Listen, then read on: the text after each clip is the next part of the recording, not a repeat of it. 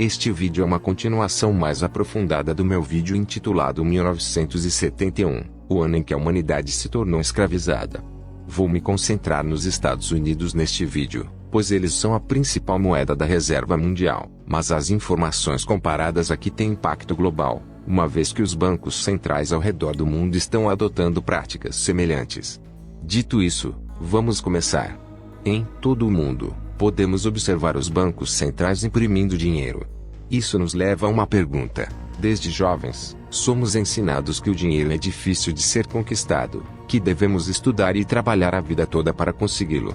Então, como é possível que todo esse dinheiro surja do nada? Como o dinheiro é realmente criado? Quem arcará com as consequências disso? O que tudo isso realmente significa e que acontecerá no futuro? Neste vídeo, vamos explorar as 3 formas pelas quais o dinheiro é criado e discutir algumas das consequências que virão. Também vou mostrar as verdadeiras origens da desigualdade de riqueza. Se você assistir até o fim deste vídeo, terá uma compreensão abrangente do que está ocorrendo atualmente. É importante que as pessoas estejam cientes, pois estou genuinamente tentando ajudar. Essa jornada começa de forma simples, mas, à medida que avançamos, você vai perceber a magnitude da situação com a qual estamos lidando.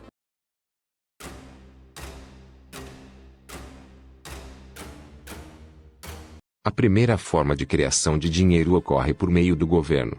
Na prática, essa responsabilidade é terceirizada para o Banco Central ou para a Casa da Moeda, mas está sob o controle do governo.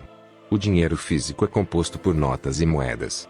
No entanto, essa forma de dinheiro representa apenas uma pequena receita da economia, geralmente variando de 3 a 8% em muitas economias. Esse dinheiro físico é criado para atender às necessidades dos bancos privados.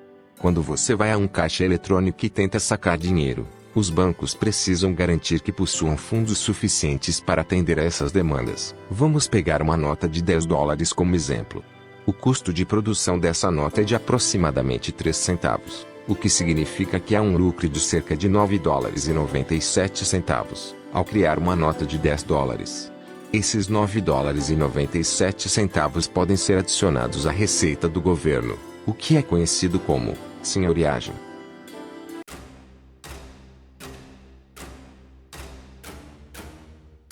Você pode estar se sentindo motivado porque os governos não imprimem dinheiro físico o tempo todo, já que podem obter lucro com isso e reduzir a carga tributária para o público. A razão principal é que, se os políticos pudessem criar dinheiro à vontade, haveria um grande conflito de interesses, pois eles seriam tentados a continuar imprimindo dinheiro para cumprir promessas de campanha ou financiar guerras. Isso teoricamente levaria à destruição da moeda devido à impressão excessiva, causando uma desvalorização maciça. Quanto mais dinheiro em circulação, menos ele vale, e esse é o ponto crucial. Por exemplo, se ocorrer uma inflação maciça, o dinheiro do cidadão comum é desvalorizado. João tem $1 milhão, mas esse $1 milhão só serviu para comprar uma maçã, quanto realmente vale $1 milhão. A perda no poder de compra do dinheiro ao longo do tempo é chamada de inflação, e quando a inflação sai do controle, o dinheiro se torna inútil. Alguns exemplos recentes de inflação descontrolada incluem Argentina, Zimbábue e Venezuela. Você não percebe isso chegando, e à medida que a taxa de inflação aumenta, as pessoas perdem rapidamente a confiança na moeda. Por exemplo, na Venezuela, podemos ver algumas pessoas usando dinheiro para fazer bolsas e desenhos, porque simplesmente o dinheiro lá não vale mais nada.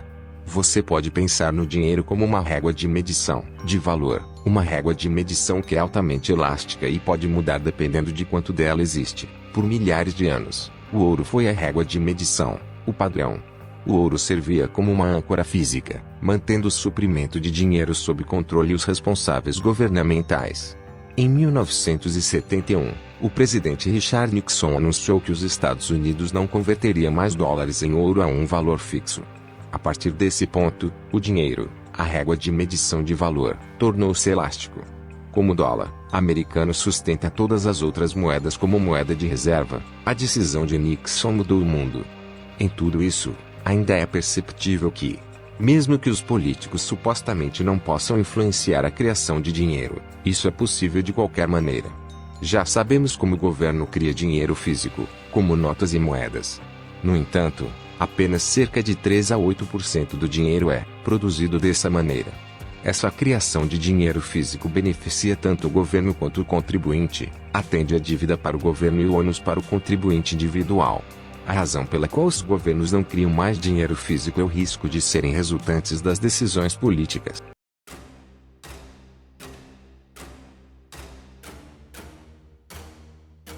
Agora, vamos abordar o papel dos bancos privados e do dinheiro baseado em dívidas. A maioria do suprimento de dinheiro nas economias aperfeiçoadas é criada digitalmente pelos bancos privados, representando cerca de 97%. Portanto, a maior parte do dinheiro em circulação é de natureza privada. Os bancos deixaram de criar dinheiro digital quando obtiveram permissão dos legisladores após várias crises bancárias. Uma corrida bancária ocorre quando os depositantes tentam retirar seu dinheiro de uma vez, mas os bancos não possuem fundos suficientes para atender a todas as demandas de saque. A partir desses eventos, os bancos argumentaram que deveriam ter permissão legal para criar mais depósitos com base em dívidas do que realmente possuíam. Assim, os governos terceirizam a criação de dinheiro digital aos bancos. Essa ideia de usar dívida como dinheiro tem suas origens muito antes. Inovadores ingleses pavimentaram o caminho para que os bancos se tornassem os principais criadores de dinheiro em todo o mundo. Em 1704 o parlamento inglês assumiu a lei das notas promissórias. Essas notas eram promessas por escrito de pagamento, afirmando que o portador pagaria o dinheiro que teria pegado emprestado. De acordo com a lei, esse pedaço de papel tinha um valor de $20. Hoje em dia, digitalizamos esse contrato e as relações de dívida. Portanto, sempre que mencionar a dívida, pense nesse pedaço de papel que tem valor como dinheiro. A partir desse ponto, os bancos receberam autorização para usar dívidas como uma forma de circulação. Os bancos estavam livres para criar e distribuir dívidas, e assim, o próprio dinheiro, através de empréstimos com juros. No mundo moderno, como você verá, a economia global se baseia nessas promessas.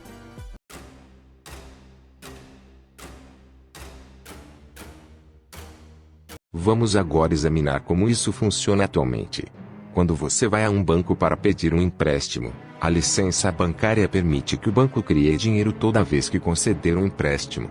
Isso é feito através do sistema de contabilidade dupla. Por exemplo, quando você compra uma casa, o banco cria um valor de $500 mil na sua conta, gerado em $500 mil em dívidas que prometem pagar com juros. Essa dívida de $500 mil pode entrar no sistema econômico como dinheiro. Por exemplo, quando você compra uma casa, o vendedor pode usar essa nova dívida, que foi criada pelo banco com base no dinheiro que você deu a ele, para comprar outras coisas na economia. Isso significa que, no nosso sistema atual, se quisermos ter mais crescimento, precisamos de mais dívidas. O ponto-chave é que a dívida é, na verdade, dinheiro, mas apenas do ponto de vista do credor. Para o mutuário, ela é um passivo de dívida. Embora sejam conceitos diferentes, eles são essencialmente a mesma coisa. Quando um banco emite um empréstimo, esse dinheiro não vem das economias de outras pessoas ou do dinheiro que o banco tinha guardado. Na verdade, é dinheiro novo que o banco cria. Eles simplesmente digitam um valor em um computador, e esse valor aparece como uma representação digital do dinheiro do governo que você pode gastar. O beneficiário desse dinheiro novo é, na verdade, o banco, porque eles cobram juros sobre esse dinheiro, e é assim que eles obtiveram lucro. Mais tarde, quando você paga esse empréstimo, a dívida desaparece, e o dinheiro também desaparece. No entanto, os bancos lucram com os juros que foram cobrados. Os mercados imobiliários e hipotecários são ferramentas importantes para criar dinheiro digital, pois os bancos consideram essa forma de dívida mais segura e lucrativa. Isso ocorre porque, se você não puder pagar o empréstimo, os bancos podem tomar posse de sua casa. Nos países desenvolvidos, grandes dimensões de dinheiro são garantidas pelo mercado imobiliário. Esse fenômeno é particularmente ruim. Ao longo de décadas, os bancos abandonaram investimentos na economia em geral e focaram em investimentos imobiliários. Isso levou a um aumento nos preços das casas, à medida que as pessoas contraem mais dívidas para comprar casas que, de outra forma, não poderiam pagar. No entanto, os bancos ganharam mais dinheiro com esse ciclo ao longo de muitas décadas, tornaram-se uma das maiores bolhas imobiliárias do planeta. Podemos dizer que somos viciados em dívida, tanto como indivíduos quanto como famílias, e essa tendência é observada não apenas nos Estados Unidos, mas também em quase todos os outros países.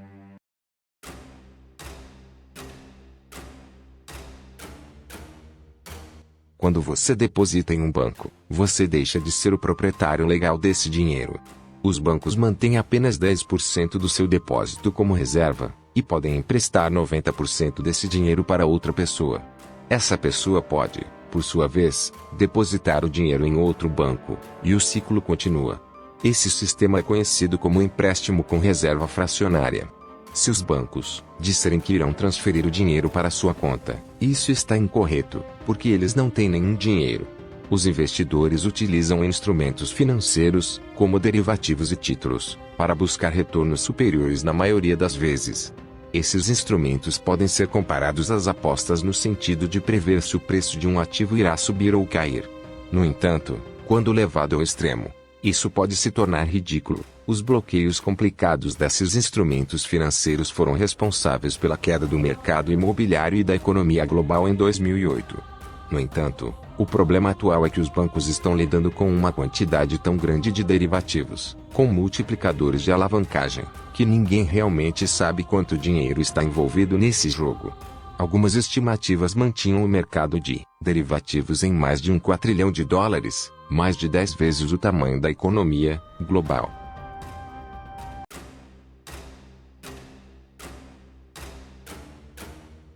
Durante períodos de crescimento econômico, as pessoas assumem dívidas, que são fornecidas pelos bancos, e gastam em coisas que normalmente não poderiam pagar. Isso gera crescimento econômico. No entanto, eventualmente as pessoas podem não ter mais dinheiro para contrair mais dívidas e não conseguem pagar as dívidas existentes. Nesse momento, os bancos param de facilitar os empréstimos, ocorrem inadimplências e a economia entra em declínio. Isso é um ciclo natural que tem ocorrido ao longo dos séculos. Mas em 2008, algo mudou. Os bancos se tornaram tão grandes e integrados ao fornecimento de dinheiro que, quando estavam prestes a falir, o governo teve que resgatá-los pelo meio dos bancos centrais. Lembre-se de que os bancos estão criando 97% de todo o dinheiro como dívida. Se essa dívida não puder ser paga, isso pode levar a uma falha sistêmica e um colapso de todo o sistema global. Desde 2008, a economia tem estado em suporte de vida. Uma década de taxas de juros baixos tornou o custo de empréstimo de dinheiro praticamente gratuito, causando distorções de mercado que agravaram o problema existente.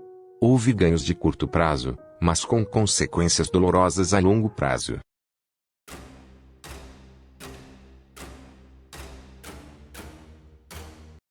Quando os bancos privados arriscam e sofrem perdas, os bancos centrais podem resgatá-los com sua carteira infinita, como mencionado pelo presidente do Federal Reserve, Jerome Powell, em uma recente entrevista ao programa 60 Minutos da CBS.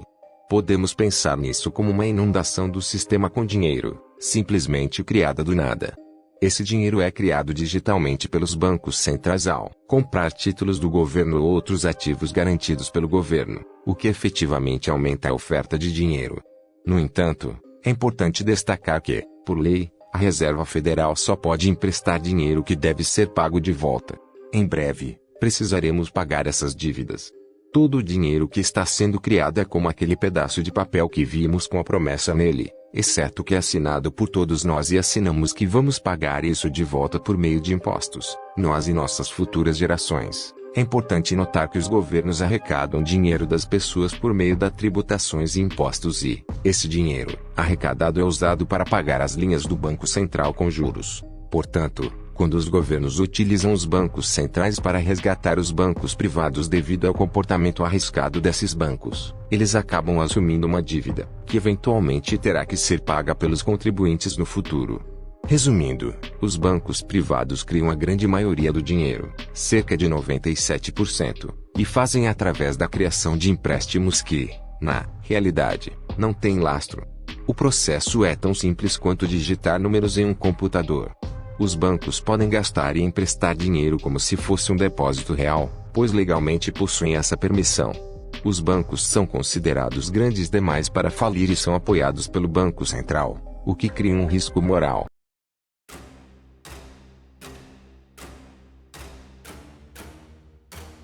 Isso nos leva à forma final e mais insana de criação de dinheiro, que é o dinheiro digital do Banco Central.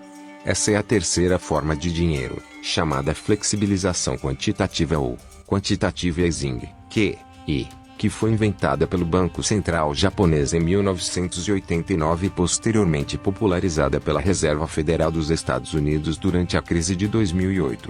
A QE é quando um banco central cria dinheiro para emitir diretamente para o setor bancário, grandes empresas e, mais recentemente, para o público em geral. É uma forma de injetar dinheiro na economia em momentos de eventos extremos, como a crise financeira de 2008. Como resultado disso, os balanços dos bancos centrais ficaram completamente descontrolados para sustentar a economia um pouco mais. Em 2008, durante uma crise, foi pela primeira vez que isso foi tentado fora do Japão, com o resgate de 700 bilhões de dólares em QI para Wall Street, o que foi bastante controverso. Resgatar Wall Street era vista como a única maneira de salvar a economia como um todo, já que o castelo de cartas era muito maior do que se imaginava. Isso foi como o presidente defendeu um dos maiores planos de resgate financeiro propostos na história dos Estados Unidos. O Departamento do Tesouro e os funcionários do Congresso trabalharam durante o fim de semana para elaborar os detalhes do plano do presidente, que permitiriam ao Tesouro comprar até 700 bilhões de dólares em ruínas de empréstimos, como muitos daqueles relacionados a hipotecas de alto risco. No entanto, essas dívidas incobráveis podem acabar nas mãos do público americano, e o Congresso terá que aumentar o limite legal da dívida nacional, que atualmente é de 10,6 trilhões de dólares, para lidar com essa situação. Isso foi considerado uma medida de emergência única, mas no dia seguinte a Reserva Federal não conseguiu reverter essa situação. Para se ter uma ideia da magnitude de tudo isso, levou desde a fundação dos Estados Unidos em 1776 até 2008 para que a nação acumulasse menos de 1 trilhão de dólares em dívidas. No entanto, até 2014, esse número havia aumentado para 4,4 trilhões de dólares. Durante uma pandemia secreta, foram somados 3 trilhões de dólares em um período de 3 meses. Agora, o Banco Central dos Estados Unidos está gerando centenas de bilhões de dólares em meras horas, aparentemente com pouco impacto à medida que continua. Você tem muita fé na imprensa americana, mas os Estados Unidos ainda mantêm o status de moeda da reserva.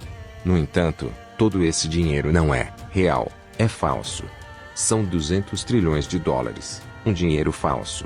Oh, você é realmente astuto agora, mas tudo isso é baseado na fé. Quanto tempo isso será sustentável, irmão? Quanto tempo poderemos continuar assim? O argumento então se volta para o contribuinte que estava chateado, e me deixe ver se entendi. Você pode constantemente se livrar desse dinheiro, pode cancelar a impressão dele com essa flexibilização quantitativa. Então, por que diabos eu tenho que pagar impostos? O que estou pagando com essa flexibilização quantitativa? O que eu estou pagando com isso? Essas são as sementes da inspiração social em nosso país, onde a grande divisão entre os que têm e os que não têm só aumentam. Especialmente quando estamos tirando uma classe média do processo. O Banco Central está monetizando nossa dívida, o que permite todo esse cenário.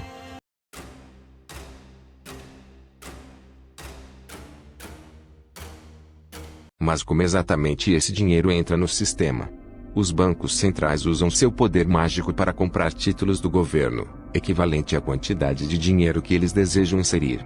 Eles fazem isso através do mercado de títulos, que existe para emprestar dinheiro a empresas ou governos. Embora o mercado de ações receba mais atenção, o mercado de títulos é realmente maior. Agora, você pode estar se emocionando. O que exatamente é um título? Bem, para os propósitos deste vídeo, é basicamente um documento que representa uma angústia sentida por um governo ou corporação. Os bancos centrais, que não têm dinheiro economizado, podem criar dinheiro para comprar esses títulos. Essa capacidade de criação de dinheiro faz com que seja incentivado que um banco central nunca vá à falência. Mas espera aí, isso não parece um pouco injusto? Pois é, muitos governos estão presos entre a cruz e a espada. Eles não podem arrecadar dinheiro senão através do aumento de impostos, enquanto os bancos centrais têm trilhões disponíveis. A esperança é que o dinheiro emprestado pelos bancos centrais possa colher a economia, mas algo mais está controlado. Quando os bancos centrais compram títulos emitidos pelo governo ou corporativos, eles acabam se tornando donos de uma grande quantidade de ativos mundiais. Por exemplo, o balanço do Banco Central japonês é maior do que todo o PIB do Japão, e eles possuem 80% do mercado de ações do país. É um cenário complexo e desafiador, onde a desigualdade econômica e a dependência dos bancos centrais estão causando motivação social. Precisamos encontrar soluções para equilibrar essa situação e garantir uma distribuição mais justa dos recursos e oportunidades.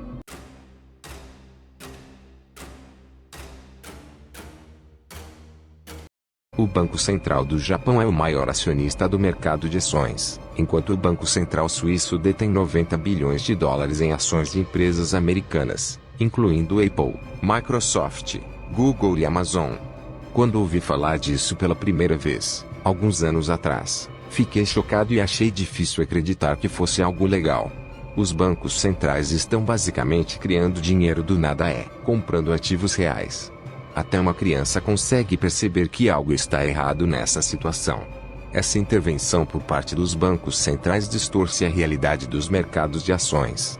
Durante o século XX, o mercado de ações costumava refletir a economia, mas recentemente isso saiu completamente de sintonia. O mercado de ações dos Estados Unidos se tornou quase 2 vezes maior do que o PIB do país, o que simplesmente não faz sentido. A intervenção dos bancos centrais é a principal razão pela qual, em abril de 2020, 30 milhões de pessoas ficaram desempregadas nos Estados Unidos, enquanto o mercado de ações teve o seu melhor mês desde 1987. O Banco Central imprimiu trilhões de dólares, que foram repassados aos bancos e fundos de investimento com taxas de juros quase zero. Esse dinheiro foi diretamente para o mercado de ações, enquanto a economia real recebeu pouca ajuda. A lona tem sido observada principalmente nos preços dos imóveis e nas bolsas de valores ao redor do mundo. O dinheiro impresso acaba sendo direcionado para esses ativos, elevando os preços. Consequentemente, poucas pessoas que possuem grandes habilidades de ações se tornam absurdamente ricas, enquanto a economia real não apresenta um crescimento significativo. Isso resulta em um aumento da desigualdade, onde os ricos ficam cada vez mais ricos e os pobres, mais pobres. Muitas pessoas conseguem perceber e sentir a desigualdade de riqueza, mas não têm uma compreensão clara de sua origem. Daqui para frente, a situação provavelmente continuará neste caminho. Desde os anos 1980, a riqueza das elites da sociedade está diretamente ligada ao mercado de ações. A partir de 2008, quando a economia entrou em uma situação crítica, o mercado de ações ficou fortemente dependente da intervenção da Reserva Federal. Quanto mais dinheiro eles imprimem, mais o mercado de ações sobe e mais ricos eles se tornam. Desde 1980, sua riqueza aumentou em impressionantes 420%. Quando os bancos centrais imprimem dinheiro, aqueles que recebem esse dinheiro recém-criado são os primeiros a desfrutar de um padrão de vida mais elevado, às custas dos destinatários posteriores desse dinheiro, quando a sentida já se instalou. Esse fenômeno é conhecido como cancelado. Os especialistas acreditam que, quando os ricos finalmente começarem a vender suas ações e imóveis para adquirir outros ativos em momentos de aflição, a dinâmica mudará e a economia se recuperará. É nesse momento que começaremos a ver a margem real na economia em geral. Em resumo, os bancos centrais não têm limites para imprimir dinheiro, embora isso possa levar a consequências negativas, como a desigualdade.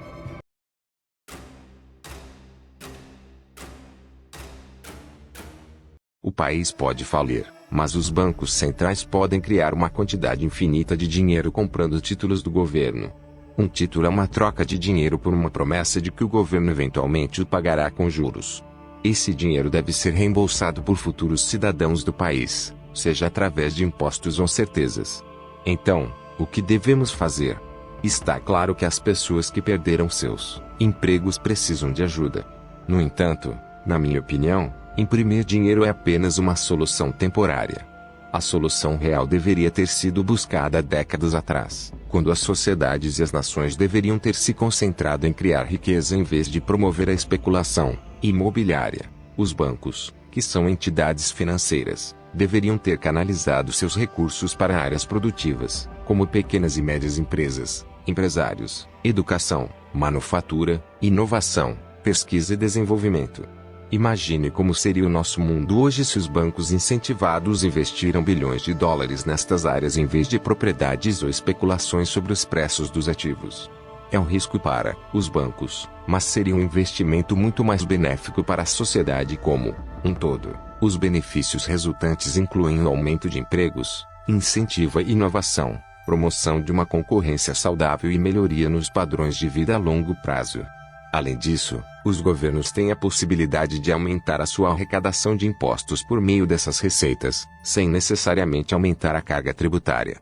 Em vez disso, esse dinheiro pode ser direcionado para programas sociais que ajudam aqueles que realmente precisam.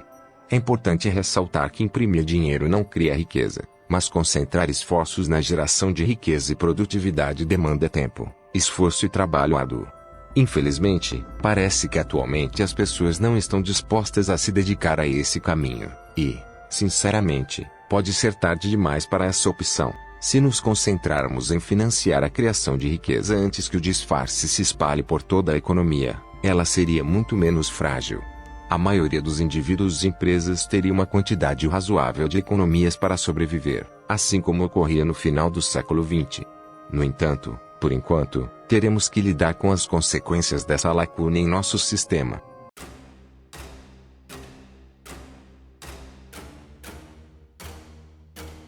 Na minha opinião, acredito que tudo isso resultará em algo muito grave e provável na próxima década. Não tenho certeza de como será, mas pode envolver altos níveis de sobrevivência e crescimento econômico lento, situação conhecida como estagflação. Isso ocorreu na década de 1970, mas desta vez pode ser ainda pior devido ao excesso de dívidas. Além disso, a instabilidade social também será um fator adicional. Os macroeconomistas acreditam que o dólar americano pode flutuar, tanto subindo quanto caindo, enquanto outras nações tentam vender seus produtos ou trocar moedas em queda pelo dólar americano. Isso ocorre porque a economia dos Estados Unidos é considerada mais estável em comparação com outras economias em queda. Essa ideia é conhecida como a teoria do milkshake do dólar. Algumas pessoas argumentam que uma moeda digital estável pode resolver muitos problemas. Por outro lado, há aqueles que defendem que as nações podem imprimir dinheiro à vontade, desde que continuem produzindo bens suficientes para pagar os juros da dívida que o governo deve aos bancos centrais. Essa visão é conhecida como a teoria cardíaca moderna. Não posso comentar se essa abordagem funcionou, não, pois ninguém a testou antes, mas posso dizer que parece ser uma solução frágil. Algumas pequenas comunidades na Venezuela e uma cidade na Itália retomaram o controle de suas economias e emitiram sua própria moeda. Quem sabe o que funcionará no final? Eu não tenho ideia. Por outro lado, eventos como esses podem gerar reformas e inovações positivas.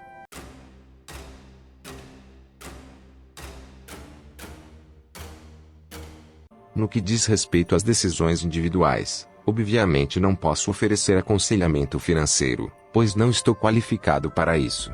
No entanto, pode ser interessante considerar a conversão de uma parte do seu dinheiro em ativos que não se baseiam em dívidas como uma forma de seguro. Se você for mais velho, pode estar pensando em ouro, uma vez que nenhum banco central pode imprimir ouro. Até mesmo grandes instituições financeiras como o Banco of America e o Goldman Sachs veem o ouro como uma reserva de valor, e outros bancos centrais, como China e Rússia, adquiriram recordes de ouro nos últimos anos. Eles parecem entender o que está prestes a acontecer. Se você for mais jovem, pode se sentir atraído por criptomoedas. Os governadores e o setor bancário estão começando a levar a tecnologia a sério atualmente. Se você está mais ousado, pode desafiar os bancos centrais ou estudar e investir em ativos que você acredita que irão aumentar de preço. No final das contas, não posso dizer-lhe exatamente o que fazer, pois é necessário que você pense por si mesmo e faça pesquisas para descobrir o que acredita ser o melhor caminho.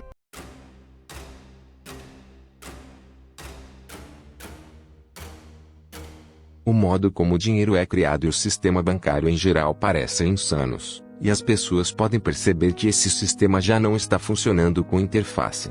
O sistema influenciado é tão arraigado e disseminado que se torna invisível para a maioria, de modo que ninguém nunca o questionou quando as coisas dão errado. As pessoas apontam para questões problemáticas e visíveis, como se fossem os problemas, mas é necessário cavar mais fundo para entender. Quando se faz uma análise mais profunda, é possível perceber que o sistema é uma combinação infeliz e prematura de um sistema baseado em dívidas, risco moral e financiarização extrema. Isso resulta em um desequilíbrio desenfreado que está causando uma grande preocupação e uma crescente desigualdade de riqueza. Chegamos ao final de mais um vídeo. Gostou do vídeo? Deixe o seu like e se inscreva no canal. Este vídeo é uma explicação mais detalhada sobre o Banco Central e o sistema insano que nós vivemos. Espero ter esclarecido muitas coisas. Até a próxima, meus amigos.